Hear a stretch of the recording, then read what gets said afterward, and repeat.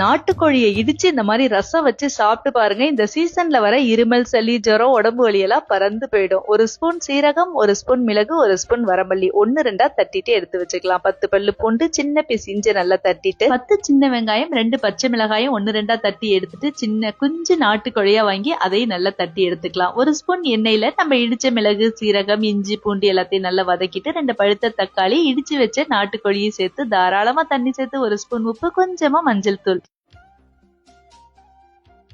1/2 spoon சோம்பு, 3 லவங்கம், சின்ன பீஸ் பட்டை கொரகொரான்னு அரைச்சு 5 படிச்சா கட் பண்ண சின்ன வெங்காயம், 3 காய்ந்த மிளகாய், கொஞ்சமா கருவேப்பிலை, கொதிச்சிட்டு இருக்க ரசத்துல சேர்த்து கொஞ்சமா மல்லி இலை தூவி பெப்பர் கொஞ்சம் தூக்கலா போட்ட சிக்கன் ஃப்ரை. சுட சுட சோறு, ஆவி பறக்க ரசம் பிசைஞ்சு சாப்பிட்டா அப்படி இருக்கும். ட்ரை பண்ணி பாருங்க. கிளைமேட்டுக்கும் மழைக்கு தொண்டைக்கு இதமாவும் வெயிட் லாஸ்க்கும் ரொம்பவே ஹெல்ப் பண்ணும். வாரத்துக்கு 2 முறையாவது இதை செஞ்சு சாப்பிட்டுருங்க.